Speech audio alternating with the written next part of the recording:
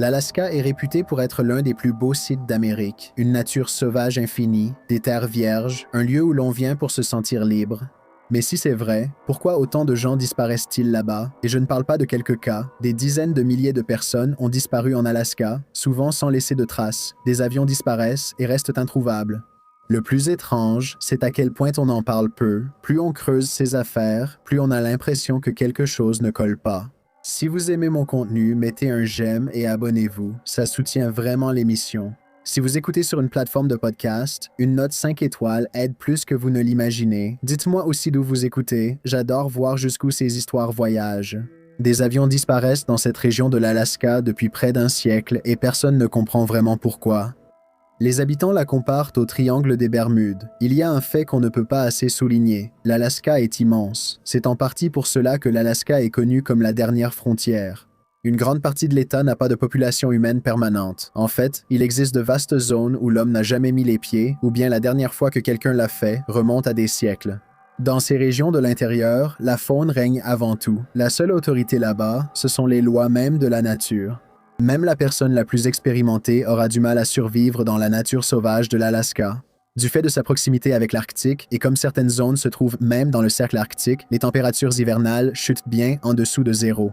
Les ouragans arctiques génèrent des vents de 160 km/h qui avancent vers l'intérieur des terres, provoquant de grandes tempêtes capables de recouvrir de vastes zones de neige en quelques heures. C'est à l'intérieur de l'Alaska qu'une étrange série d'événements a commencé à s'ancrer dans le monde des phénomènes inexpliqués. Une zone clé d'intérêt est reliée entre Anchorage, Juneau et Oktayavik, anciennement Barrow. En référence à son célèbre homologue des Bermudes, à l'intérieur de ce triangle se trouve un vaste ensemble de montagnes imposantes, de profondes grottes, de rivières tumultueuses et de forêts denses. En été, ces régions peuvent être vraiment magnifiques à explorer. En hiver, la beauté ne disparaît pas, mais les conditions deviennent beaucoup plus difficiles. La région pourrait également expliquer le taux élevé de personnes disparues en Alaska. En ce qui concerne le triangle d'Alaska, son appétit semble être le même que celui de son équivalent des Bermudes, les avions. Depuis au moins les années 1920, un certain nombre d'avions ont disparu sans laisser de traces en Alaska. L'un des exemples les plus célèbres s'est produit le 26 janvier 1950. Un Douglas C-54D de l'armée de l'air américaine transportant 44 personnes a disparu peu après son décollage de la base aérienne d'Elmendorf à Anchorage alors qu'il se rendait à Great Falls, dans le Montana. Une opération surnommée Mike a été lancée, mobilisant des avions et du personnel des forces aériennes américaines et canadiennes qui se trouvaient dans la région pour des exercices militaires conjoints.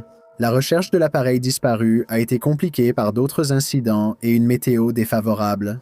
En cette période, la zone de recherche subissait encore de longues nuits polaires. Les températures restaient négatives, provoquant un givrage dangereux.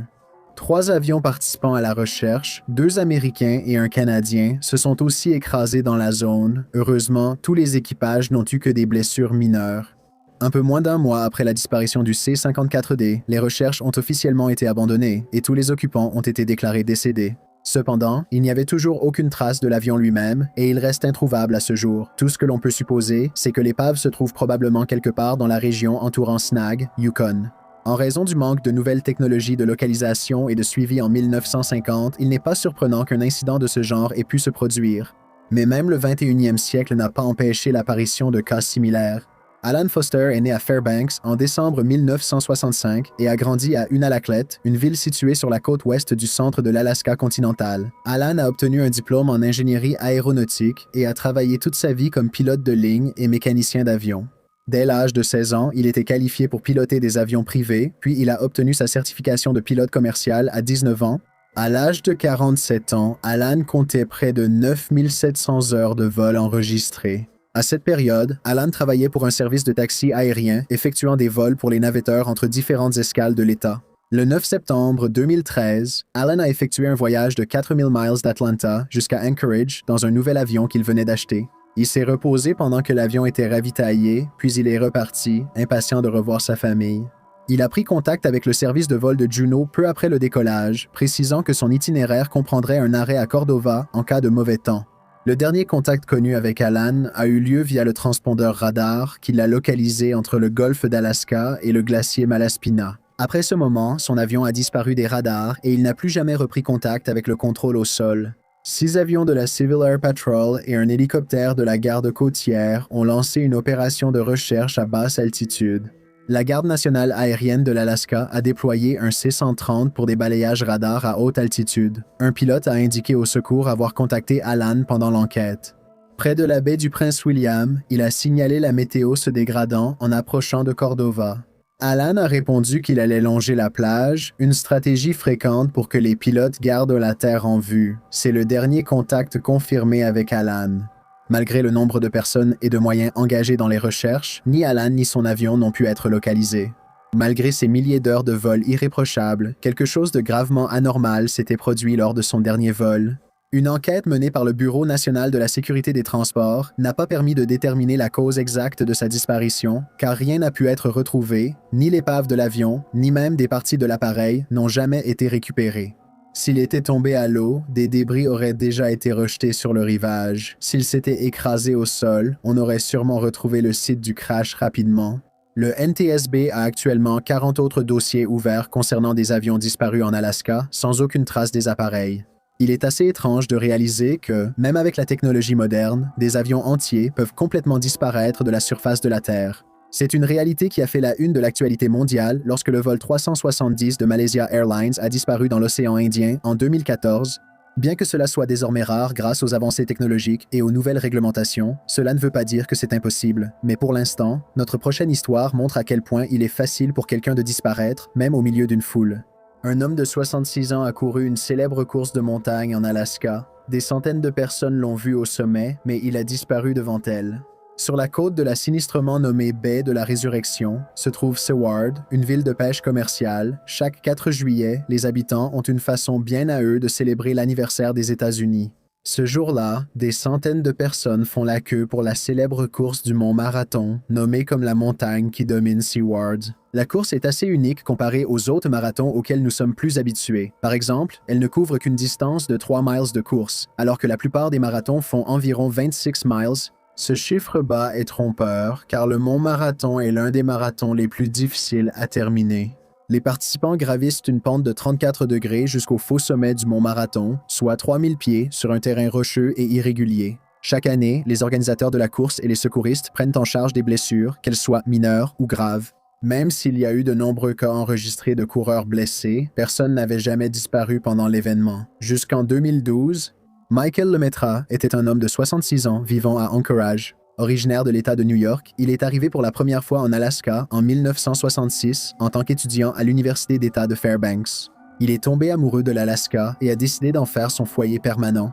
Après s'y être marié et y avoir élevé 3 enfants, Michael aimait les activités de plein air comme la randonnée, le ski et les sports nautiques, passion qu'il a transmise à ses enfants et petits-enfants.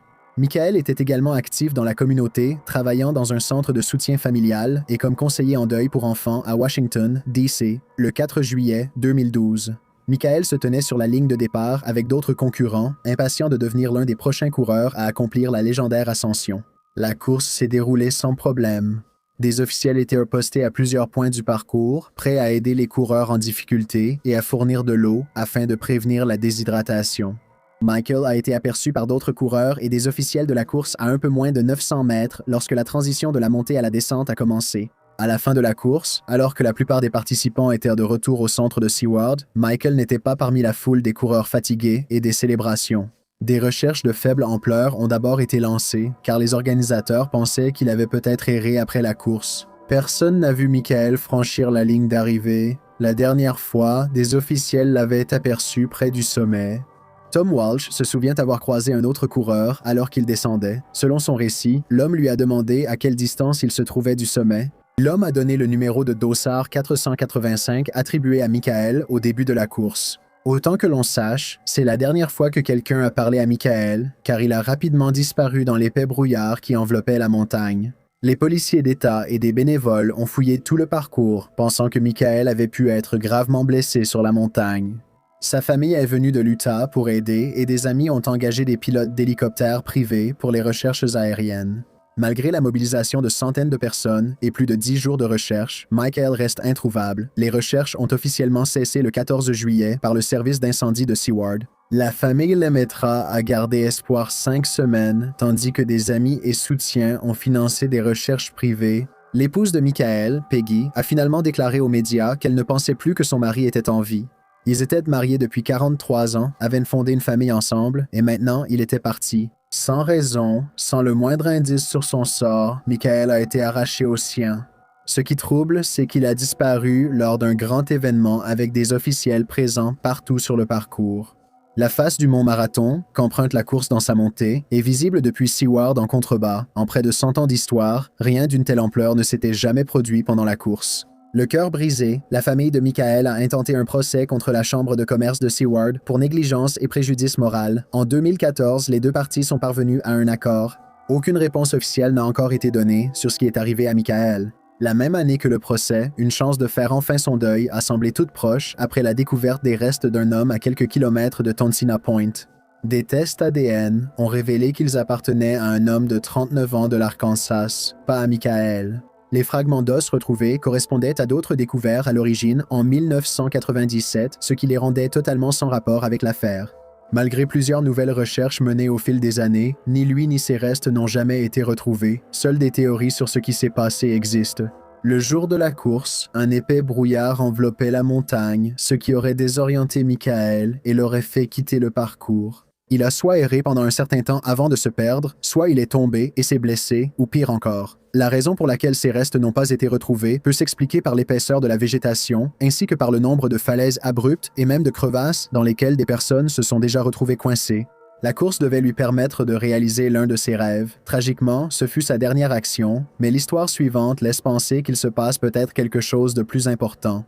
2 membres du Congrès ont pris un petit avion en Alaska qui a disparu sans laisser de traces entre le décollage et l'atterrissage. Depuis les années 1970, 20 000 personnes ont disparu en Alaska, qui compte une population d'environ 700 000 habitants. C'est un taux alarmant.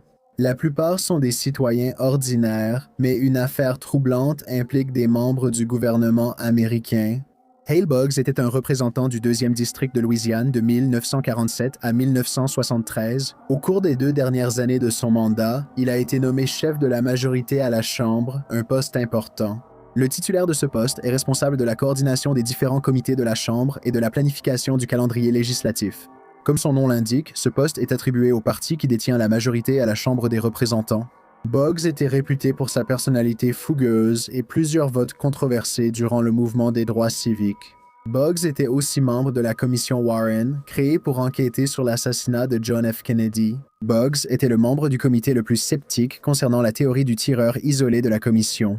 Il s'est heurté à la fois à la CIA et au FBI en raison de leur réticence à coopérer avec la commission. Il est également devenu très méfiant envers J. Edgar Hoover, alors directeur du FBI.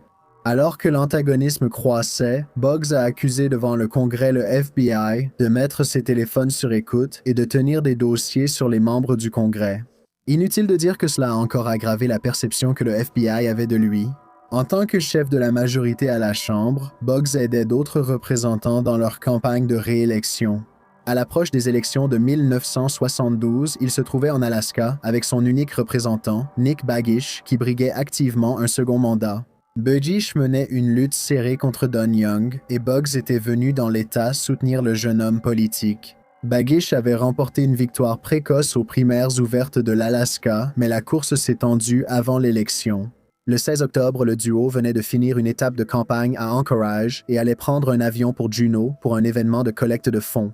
Les deux sont montés à bord d'un avion Cessna 310 accompagné de l'assistant de Begich, Russell Brown, et du pilote Don Johns. L'itinéraire est considéré comme difficile en raison des conditions météorologiques imprévisibles à cette période de l'année, combinées à des portions au-dessus de l'eau et à de hautes montagnes, dont la hauteur moyenne dépasse 1800 mètres. Ces caractéristiques accélèrent la vitesse du vent lorsqu'il souffle à travers les différents cols des montagnes. Lors du décollage, la météo était défavorable, mais le pilote restait confiant. Des heures après l'atterrissage prévu, aucun signe de l'avion n'était visible. Le contact radar et radio a été perdu et bientôt les gens ont commencé à craindre le pire. La garde côtière, la marine, l'armée de l'air, l'armée de terre, la Civil Air Patrol et des bénévoles civils ont uni leurs efforts pour rechercher l'avion disparu. 40 avions militaires et 50 avions civils ont participé aux recherches qui ont couvert 325 000 miles carrés, soit environ la moitié de la superficie totale de l'Alaska. À l'époque, c'était la plus grande opération de recherche et de sauvetage de l'histoire américaine. Le lendemain, le whip démocrate Tip O'Neill a informé les membres du Congrès de la disparition. Lorsque l'adversaire de Begich a été informé de la situation, il a immédiatement suspendu sa campagne jusqu'à ce que l'avion soit retrouvé. Au total, 3600 heures de recherche ont été enregistrées. Malgré d'importantes recherches et des milliers d'intervenants, aucune trace de l'avion ou de ses occupants n'a été retrouvée. Les recherches ont été abandonnées après 39 jours, les conditions météorologiques s'aggravant. Dans un étrange retournement de situation, à la fois Boggs et Begich ont été réélus à la Chambre malgré leur statut de personnes disparues. En 1973, les occupants de l'avion ont été officiellement déclarés décédés. En 2026, l'avion n'a toujours pas été retrouvé. On suppose que l'épave se trouve désormais sous plusieurs pieds de terre et de neige. Plusieurs problèmes ont affecté la mission de recherche. Par exemple, l'avion ne possédait pas la balise de localisation d'urgence, désormais obligatoire. Ce n'était pas obligatoire à l'époque, mais cet incident explique pourquoi il est maintenant sur tous les avions civils et militaires. Plusieurs théories sur la raison de la disparition ont circulé. Le givrage de l'avion est souvent évoqué comme cause possible, mais l'appareil était équipé de dispositifs de dégivrage et d'anti-givrage. De plus, aucun contact radio n'a été établi pour déclarer une quelconque urgence, malgré la présence de plusieurs stations radio le long de la route. Cela présente deux scénarios possibles. L'avion a subi des pannes électriques, ce qui a affecté la radio elle-même, ou bien l'appareil a plongé rapidement vers le sol, trop vite pour déclarer une urgence. En 1980, un homme qui pêchait près de l'île Hinchinbrook a trouvé un morceau de la queue de l'avion et l'a signalé aux autorités. Les enquêteurs ont confirmé qu'il correspondait à la description de l'appareil transportant Boggs et Begich. Selon leurs conclusions, une partie de la queue se serait détachée en vol, provoquant une chute soudaine et irréversible. Le petit-fils de Boggs, Stephen Sigmund, a rédigé un article pour le Juneau Empire détaillant les conséquences de la disparition. Selon lui, l'avion s'est écrasé quelque part dans la baie du Prince William. Si tel est le cas, l'épave repose sous plusieurs pieds d'eau sombre, éparpillés sur le fond de l'océan. Mais il y avait tout de même les circonstances entourant la relation tendue de Boggs avec le FBI et la CIA, ce qui a conduit à la circulation de plusieurs autres théories. En 1979, l'auteur Robert Ludlam a publié Madurei's Circle, dans lequel il mentionnait que Boggs avait été pris pour cible afin d'empêcher toute enquête supplémentaire sur l'assassinat de Kennedy. Bien qu'il s'agisse d'une œuvre de fiction, elle est basée sur des croyances réelles présentées par des personnes au fil des années. Étant donné la réputation de Hoover comme démagogue impulsif, il n'est pas étonnant qu'il soit suspecté. Cependant, il n'existe aucune preuve pour étayer cette affirmation, et Hoover n'était déjà plus directeur du FBI au moment où l'avion a disparu, ayant succombé à une crise cardiaque fatale en mai 1972. Le petit-fils de Boggs soutient que la cause probable est d'ordre mécanique plutôt qu'un acte ciblé. La zone du trajet de vol est connue pour ses conditions difficiles, surtout en haute altitude. De plus, il y a eu de nombreux cas d'avions portés disparus en Alaska qui n'ont été découverts que des décennies plus tard. En novembre 1952, un C-124 se rendait à Elmendorf depuis l'État de Washington lorsqu'il a disparu des radars. Les recherches ont commencé immédiatement, mais a été stoppé par le mauvais temps. Lors de la première tentative, les équipes ont vu ce qui semblait être la queue de l'appareil, mais n'ont pas pu atterrir en raison du mauvais temps. 60 ans se sont écoulés et rien du vol n'a jamais été retrouvé. Puis, en juin 2012, un hélicoptère Black Hawk de la Garde nationale aérienne effectuait une mission d'entraînement à basse altitude lorsque l'équipage a aperçu des objets jaunes contrastant avec le paysage enneigé en contrebas. Les pilotes ont fait demi-tour pour regarder et ont découvert les restes d'un avion éparpillé sur la glace. L'équipage a signalé ces découvertes à la base, situant l'emplacement au glacier Colony à une courte distance d'anchorage à vol d'oiseau. Une équipe d'enquête a été envoyée sur le glacier et il a été déterminé que l'avion était le C-124 disparu. Sur la base de ces découvertes, les enquêteurs ont conclu que l'avion s'était écrasé sur le mont Gannet, avait dévalé la pente avant de s'immobiliser sur le glacier. L'accident a déclenché une avalanche qui a recouvert l'épave, ensevelissant l'avion jusqu'à ce que la fonte glaciaire révèle enfin les restes 60 ans plus tard. Incroyablement, l'appareil n'était qu'à 40 miles de sa destination, et pourtant la neige et la glace l'ont gardé caché pendant plus d'un demi-siècle. De nombreuses théories tentant d'expliquer la série de disparitions d'avions dans le triangle vont du plausible au totalement invraisemblable. Comme cela semble être une tradition pour ce genre de phénomène, certains ont émis l'hypothèse que les avions et leurs passagers ont été enlevés par des ovnis. Bien que cela puisse sembler ridicule à certains, les habitants comme les visiteurs rapportent depuis longtemps avoir vu des lumières mystérieuses dans le ciel, voire des appareils étranges ne ressemblant ni à du matériel civil ni militaire. Une rencontre bien documentée avec un ovni a été rapportée par le vol cargo 1628 de Japan Airlines qui reliait Paris à Tokyo. L'équipage se préparait à faire escale pour ravitaillement à Anchorage. Tara Ochi a contacté le centre de contrôle d'Anchorage, qui a confirmé qu'il n'y avait aucun avion civil ou militaire dans la zone. Sans avertissement, les deux lumières sont apparues directement devant l'avion. Tara Ochi et son copilote ont tous deux décrit une chaleur émanant des lumières jusque dans le cockpit. Ils ont aussi précisé que l'objet qui volait avec eux était plus grand que tout avion vu auparavant et semblait juste observer. Un vol de passagers de United Airlines a fait un bref détour dans les environs pour confirmer la situation et, à son arrivée, les deux vols ont été témoins de la disparition de l'OVNI. Les deux avions ont atterri en sécurité à leur destination et ont confirmé avoir vu l'étrange objet. Des pilotes civils et militaires ont signalé des dysfonctionnements de leurs équipements, notamment des boussoles, lors de survols de l'Alaska. Ces appareils peuvent afficher un décalage de plusieurs degrés et même tourner sans contrôle. Alors que les partisans des ovnis affirment que c'est typique de ce genre de phénomène, les scientifiques et les géologues ont une explication plus plausible. En raison de la position de l'Alaska près et à l'intérieur du cercle arctique, il se trouve à proximité des différents pôles magnétiques du Nord. Le champ est assez puissant pour perturber ou rendre inutilisables boussoles et appareils électroniques. Avant la généralisation du GPS, ces champs magnétiques pouvaient provoquer une grande confusion sur la direction et la perception de l'espace. Concernant le crash du C-124, il est possible qu'une perturbation des équipements ait dévié la trajectoire sans que l'équipage connaisse leur position. Combiné aux mauvaises conditions météorologiques, il est probable que l'équipage n'ait pas vu la grande montagne contre laquelle ils se sont écrasés avant qu'il ne soit trop tard. La composition minérale et rocheuse de la surface de l'Alaska aggrave aussi le problème. Parce qu'ils réagissent naturellement les uns avec les autres, cela provoque de grandes fluctuations de l'activité du champ magnétique, entraînant des changements spontanés. Le triangle de l'Alaska est une anomalie qui mérite plus d'attention. Des dizaines d'avions restent encore à retrouver, mais ils n'apparaîtront que lorsque la neige révélera leur dernier lieu de repos. Cependant, certaines affaires touchent de bien plus près. Erin Gilbert venait de s'installer en Alaska pour une nouvelle vie. Quelques jours après, elle a disparu après un rendez-vous à un festival bondé. C'était une jeune femme originaire d'Everett, dans l'État de Washington. Au début de l'âge adulte, elle a travaillé comme mannequin à San Francisco, mais semblait prête à changer à la fois de décor et de carrière. Erin était connue pour être une personne gentille et compatissante, qui rêvait de devenir romancière. La sœur d'Erin, Stephanie, lui a offert la chance de vivre une nouvelle expérience en la convainquant de déménager à Anchorage. Le mari de Stephanie était alors en poste à la base aérienne d'Elmendorf et elle pensait qu'Erin apprécierait la vie en Alaska. Erin a vite emménagé avec le couple et trouvé un emploi de nourrice chez une famille voisine. Elle comptait économiser pour faire des études d'esthétique bientôt. Erin aimait aussi la nature, alors elle profitait des sentiers de randonnée et de l'abondance d'activités de plein air, s'intégrant parfaitement à son nouvel environnement. En juin 1995, Erin est allée dans un bar à Anchorage pour prendre un verre et rencontrer de nouvelles personnes. Là-bas, elle a rencontré un homme nommé Dave Combs et tous deux ont eu de longues conversations. En rentrant chez elle, elle a donné son numéro à Dave et a attendu qu'il l'appelle. Quelques jours plus tard, ils sont allés à la Girdwood Forest Fair pour leur rendez-vous. La famille d'Erin s'est couchée ce soir-là et Stephanie attendait avec impatience le récit de la soirée. Le lendemain matin, Stephanie a reçu un appel de Dave. Il lui a demandé si Erin était bien rentrée chez elle, mais lorsque Stephanie a vérifié la chambre, Erin n'y était pas. Stephanie et son mari sont arrivés à la foire et ont retrouvé Dave, qui leur a raconté la soirée précédente. Lui et Erin avaient aimé l'événement et prévoyaient de partir à 18h. Dave a dit que sa voiture ne démarrait pas et est parti demander de l'aide à un ami, tandis qu'Erin attendait près de la voiture. Dave a essayé pendant 2 heures de contacter son ami, allant même jusqu'à marcher une longue distance pour trouver la maison, mais il n'a pas réussi.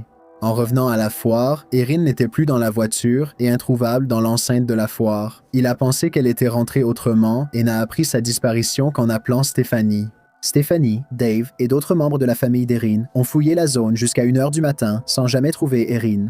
Quand Stephanie a voulu signaler une disparition, on lui a dit d'attendre 48 heures avant de faire un signalement. Après avoir été frustrée par ses tentatives de collaboration avec la police, Stephanie est entrée dans une chaîne de télévision locale et a parlé avec les journalistes présents. Les agents ont fini par recueillir des déclarations officielles auprès de la famille d'Erin et de Dave. Stephanie se rappelle la lenteur des autorités à l'époque. Malgré leurs efforts continus, Erin était toujours portée disparue en 2026. Dave a d'abord été considéré comme personne d'intérêt, car il était le dernier à avoir vu Erin. Les enquêteurs ont finalement fouillé sa voiture, bien que cela ait eu lieu plusieurs semaines après la disparition d'Erin, mais ils n'ont trouvé aucun indice pertinent indiquant que Dave était impliqué dans la disparition. Stephanie a exprimé des soupçons personnels concernant l'implication de Dave. Cela est apparu pour la première fois lorsqu'elle a rencontré Dave pour aider aux recherches. Selon Stephanie, elle avait l'estomac noué par l'inquiétude, mais lorsqu'elle a retrouvé Dave à Girdwood, il était en train de manger un hot dog. Bien sûr, cela n'indique pas forcément une culpabilité. Les gens réagissent différemment aux situations stressantes et en réalité, Dave ne connaissait pas très bien Erin alors que Stephanie était la sœur d'Aaron. Il était logique qu'elle soit prise dans un tourbillon d'anxiété. Les soupçons envers Dave viennent aussi du délai avant qu'il contacte la famille d'Aaron. Stephanie affirme qu'Erin n'a pas disparu volontairement. Elle était très proche de sa famille et ne serait allée nulle part sans leur dire où elle était. Tragiquement, Stephanie pense qu'Erin a été victime d'un acte criminel et qu'elle n'a pas survécu à cette nuit-là. Cependant, malgré des années de recherche impliquant des policiers, des bénévoles, des équipes de recherche et de sauvetage, ainsi que des experts du terrain, aucune trace d'Erin n'a jamais été retrouvée. Contrairement aux autres endroits mentionnés précédemment, Erin n'a pas disparu dans une région isolée de l'État. Girdwood est à courte distance d'Anchorage et constitue aussi une destination touristique prisée. Girdwood, bien que n'étant pas un grand centre urbain, rappelle Banff en Alberta, petite population permanente et un afflux de vacanciers chaque année. Fait intéressant, l'affaire s'est produite dans le triangle de l'Alaska, mais il semble improbable que sa disparition soit liée à d'autres événements de ce triangle mystérieux.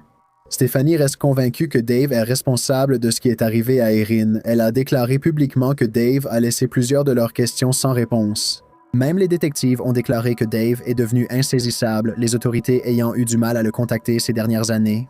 Sans preuve matérielle, l'implication de Dave reste circonstancielle, rendant les accusations infondées devant le tribunal. Au fil des années, les parents d'Erin ont été submergés par le chagrin, incapables d'évoquer leur fille en public ou en privé.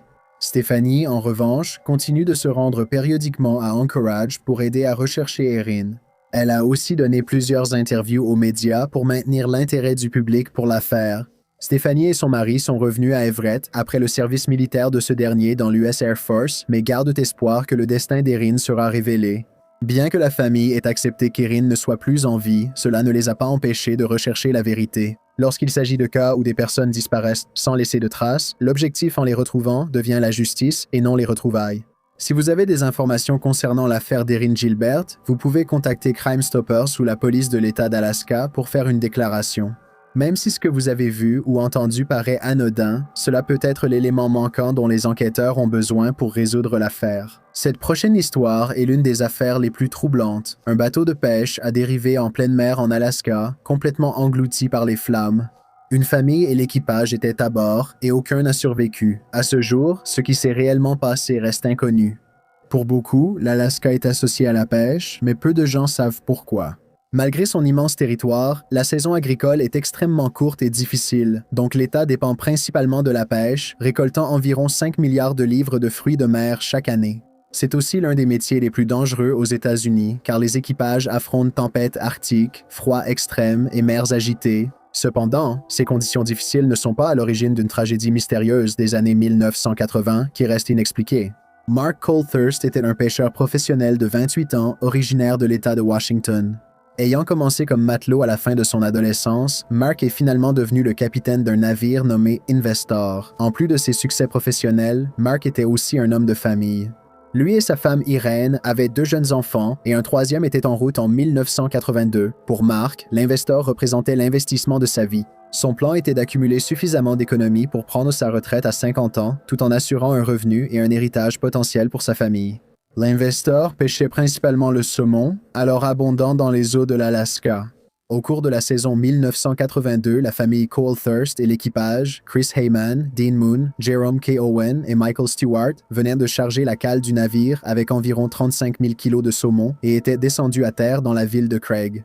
Suite à la suspension temporaire de la saison de pêche par les services de la chasse et de la pêche, le paiement n'étant pas disponible, l'Investor s'est amarré à côté du navire Decad. Mark est resté avec sa famille, tandis que l'équipage est sorti en ville pour se détendre. Le soir, les Colthurst est allé dans un restaurant local pour célébrer l'anniversaire de Mark, puis ils sont revenus vers 22 heures.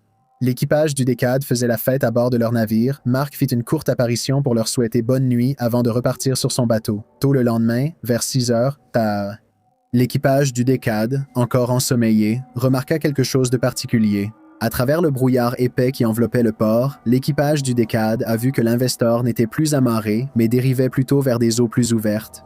Au début, ils croyaient que le navire partait pêcher, mais ont vite vu que les moteurs de l'Investor étaient éteints. De plus, l'Investor avait laissé derrière lui ses cordages d'amarrage, ce qui n'est vraiment pas quelque chose dont on veut se passer. Le brouillard s'épaississant, plus de bateaux accostèrent à Craig, la navigation dans le chenal étant devenue trop dangereuse. Cependant, l'Investor continuait de dériver vers les environs de l'île Fish Egg.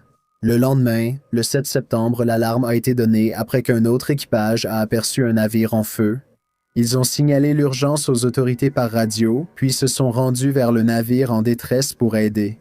En approchant, l'équipage a vu un homme piloter la petite embarcation de l'Investor qui s'est enfui à toute vitesse dans l'autre direction. Le témoin a décrit l'individu comme jeune et a affirmé qu'il allait chercher de l'aide. Les policiers d'État sont arrivés sur la rive, mais sans équipement adapté, ils ne pouvaient aider face à l'incendie. Alors que les gardes-côtes étaient en route vers les lieux, l'Investor était désormais complètement englouti par les flammes. Les gardes-côtes ont éteint l'incendie, puis sont montés à bord du navire détruit à la recherche de survivants. Malheureusement, il était trop tard pour sauver qui que ce soit. 7 des 8 personnes à bord de l'Investor, dont Mike, sa famille et l'équipage, ont été retrouvés brûlés et méconnaissables. Les restes de 7 des 8 occupants ont été retrouvés dans l'épave du navire, le jeune fils de Mark, John, n'ayant jamais été retrouvé. Les enquêteurs ont examiné la scène et ont rapidement conclu que la cause de l'incendie était un incendie criminel. Plus inquiétant encore, on a découvert que les corps étaient morts avant l'incendie, présentant des blessures à la tête. Déterminer la cause du décès et même l'identité des victimes était difficile en raison des dégâts causés par l'incendie. Les enquêteurs ont aussi constaté une tentative de sabordage. Les vannes de mer étaient ouvertes. On pense que l'auteur tentait de couler le navire dans des eaux profondes, mais lorsque cela a échoué, il a incendié le navire.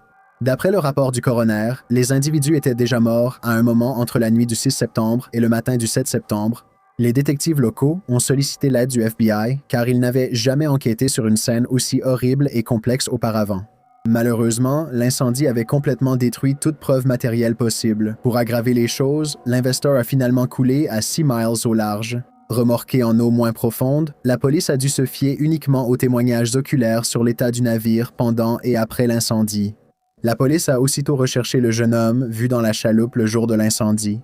Personne n'a vu quelqu'un d'autre, en dehors des Coalthurst et de l'équipage, monter à bord de l'Investor, mais les détectives pensent qu'une 9e personne est montée à bord le 5 septembre.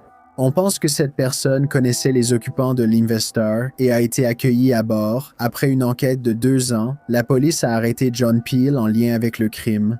John avait travaillé sous Mark sur un autre navire, le Kit. Lors de son inculpation, il vivait à Bellingham, Washington, était récemment marié et père de famille. L'arrestation de John reposait sur sa connaissance de Mark, sa présence à Craig lors de l'incendie et ses 2 appels à la ligne d'information de l'enquête.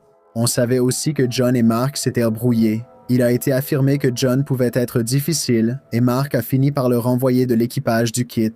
John a échoué au détecteur de mensonges lors de l'interrogatoire, menant à son inculpation. Dès le début du procès, on a constaté que toutes les preuves contre lui étaient circonstancielles. Les témoins de moralité ont décrit John comme incapable d'avoir commis le crime. Le premier procès s'est terminé sans verdict. Le juge a réprimandé l'accusation pour avoir dissimulé des preuves qui jetaient le doute sur l'implication de John, et l'affaire a été classée sans préjudice, ce qui signifie que John pourrait être rejugé. Un second procès a été programmé pour 1988. Au cours de la procédure, l'accusation s'est appuyée uniquement sur les descriptions des témoins oculaires, identifiant John comme le conducteur du navire. Ils ont affirmé que John était à bord de l'Investor pour vendre des substances illicites et qu'une altercation a très mal tourné. Le procès, le plus long de l'histoire de l'Alaska à l'époque, a duré 6 mois. À nouveau, le jury était partagé et John a finalement été acquitté. Peu de temps après la fin du procès, John a intenté un procès contre l'État d'Alaska pour persécution injustifiée. Son équipe juridique avait découvert une note de la police admettant que le dossier contre lui reposait uniquement sur des preuves circonstancielles et semblait impossible à résoudre. Les enquêteurs voulaient obtenir ses aveux, mais sans succès, ils ont tout de même inculpé John, qui a finalement reçu 900 000 $ de dommages et intérêts.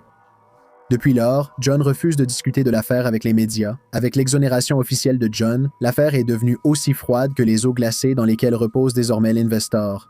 Aucun autre suspect n'a été identifié, aucune preuve matérielle n'a subsisté, et il n'existe que de vagues spéculations quant au mobile. Le journaliste Leland Hale a écrit et publié un livre en 2018 sur l'affaire, basé sur ses propres recherches. Il pense qu'il y a des personnes qui connaissent l'identité de l'auteur, mais pour une raison ou une autre, personne ne dit rien.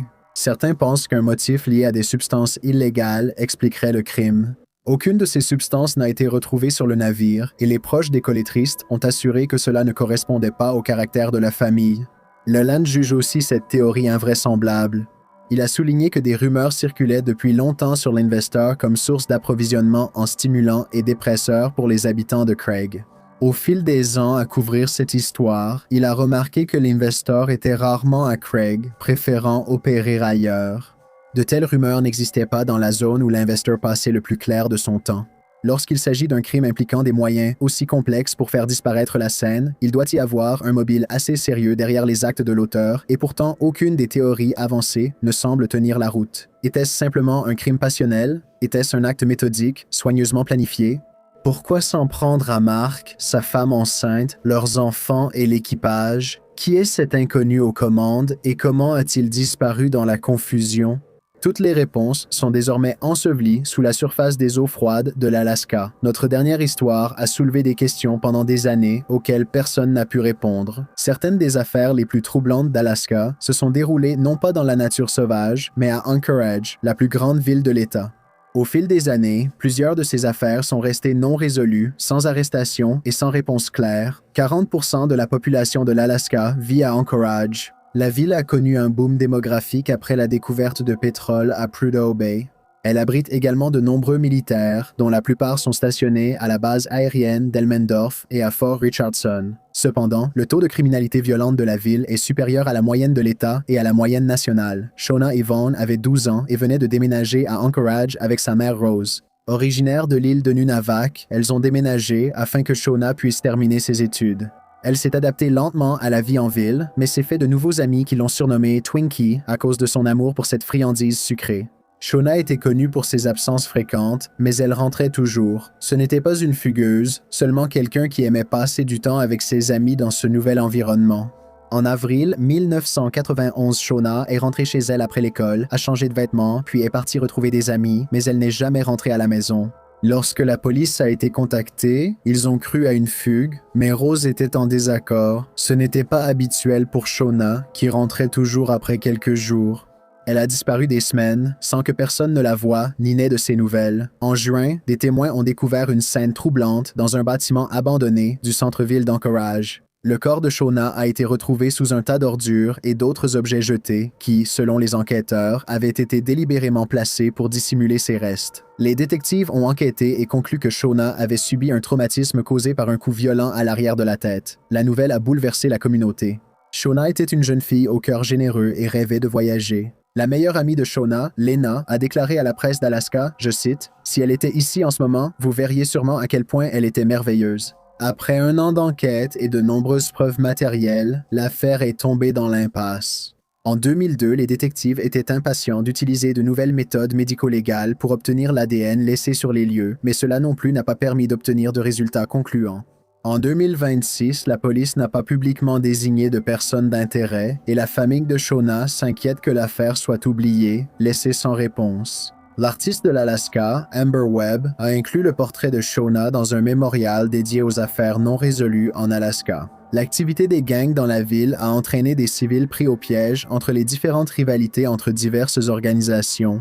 Le 8 novembre 2003, un groupe d'amis est arrivé devant une salle d'arcade du coin, prêt à dépenser sa monnaie dans les machines. Le groupe, composé d'élèves du lycée Bartlett, dont Anne Stapan, 15 ans, était garé dehors lorsqu'une personne a tiré à l'arrière de la voiture. Les adolescents ont tenté de se mettre à l'abri, mais ont été gravement blessés. Anne, grièvement touchée, a été déclarée morte sur place par les secours. En raison de la position de l'auteur par rapport à celle des occupants de la voiture, aucun des témoins n'a pu voir qui avait tiré sur eux. Personne n'a été arrêté en lien avec l'incident. La police pense que l'auteur était un membre de gang qui visait soit une autre personne, soit avait pris la voiture pour celle de quelqu'un d'autre. Au fil des années, Anchorage continue de voir affluer des affaires non résolues. Ian Bobish, un père de 2 enfants originaire de Cleveland, travaillait comme apprenti en tôlerie. Ian avait fait de la prison, mais il essayait de reprendre sa vie en main, c'est pourquoi il avait accepté ce travail en Alaska. Dans la seconde moitié de 2017, Ian a confié à un ami proche qu'on lui avait proposé un poste similaire chez lui, à Cleveland, et qu'il se préparait à rentrer. Il a vendu ses affaires pour simplifier et était enthousiaste à l'idée de retourner dans l'Ohio. Tard dans la soirée du 24 octobre 2016, le standard du 911 a commencé à recevoir des appels signalant des coups de feu dans le quartier de Government Hill. Lorsque les policiers sont arrivés sur les lieux, ils ont trouvé Ian allongé, inconscient, devant les portes d'un immeuble. Malheureusement, les tentatives pour le ranimer ont échoué. Il avait 29 ans. Cette nuit-là, la police est intervenue sur un second incident. L'enquête a conclu que ces deux faits étaient indépendants. À ce jour, il n'est pas clair pourquoi Ian a été pris pour cible. Il n'était pas connu pour des actes illégaux en Alaska et voulait repartir à zéro avec sa nouvelle famille. Il avait récemment demandé sa petite amie en mariage. À ce jour, il n'existe aucune théorie pour expliquer les circonstances de ce qui s'est passé et l'affaire est toujours en cours. Le 4 novembre 2019, la police a reçu un signalement concernant une voiture volée, décrite comme une Mazda 6 grise de 2008. Cela semblait être un simple signalement de vol, mais dans les semaines qui ont suivi, l'affaire a pris une tournure majeure. Un mois plus tard, un officier a été envoyé pour enquêter sur une voiture abandonnée qui correspondait à la description du véhicule volé. Plus inquiétant encore, les appelants ont déclaré qu'ils pensaient que quelqu'un se trouvait à l'intérieur et qu'ils ne répondaient pas. Les agents sont arrivés et ont trouvé la voiture avec le corps de Lanisha Zimmer, âgée de 27 ans. Elle montrait des signes d'agression sur tout le corps, avec des traumatismes surtout concentrés sur le haut du corps. Contrairement aux autres exemples vus jusqu'ici, la police a identifié une personne d'intérêt non nommée grâce à des images de vidéosurveillance prises la nuit des faits à l'endroit où se trouvait la voiture volée. L'homme portait une veste d'hiver verte et noire, un sac à dos, un jean et ce qui semble être un masque. Malheureusement, personne n'a identifié l'homme ni reconnu quelqu'un avec la même tenue. On ignore si le motif du vol de la voiture est lié à l'homicide ou si les deux étaient des actes impulsifs soudains. Le nombre d'affaires non résolues à Anchorage n'est pas exceptionnel. De nombreux lieux comptent plus d'enquêtes non élucidées. Ce qui le rend remarquable, c'est la petite taille de la ville en termes de population. Le crime fera toujours partie de la vie urbaine. Même avec les grands progrès de la technologie médico-légale, certaines affaires échappent malheureusement encore. Sans suspect identifié, les enquêtes stagnent, parfois sans jamais redémarrer. Cependant, si vous avez la moindre information concernant l'une des affaires dont nous avons parlé, veuillez contacter Anchorage Crime Stoppers au 907-561-7867. Si vous savez quelque chose, ne restez pas silencieux. Pensez aux victimes et à la nécessité de rendre justice à ceux qui leur ont fait du mal. Avant de conclure, il y a une chose que beaucoup ignorent ici. Je ne raconte pas seulement des histoires, je fais aussi de la musique. Si vous êtes curieux d'entendre cette facette de moi, mon nouvel album Soy Scara est disponible en streaming partout maintenant. Le lien est dans la description. C'était The Chills. Merci beaucoup de m'avoir écouté. Veuillez me suivre sur Instagram à DylanIsChillinWhitey avec des tirets bas à la place des espaces, sur X à WhiteyChills et sur TikTok à Chills. Ce podcast a été réalisé en collaboration avec Jonah et Karina. À la prochaine, au revoir. Podcast Chills, même voix, cauchemar différent.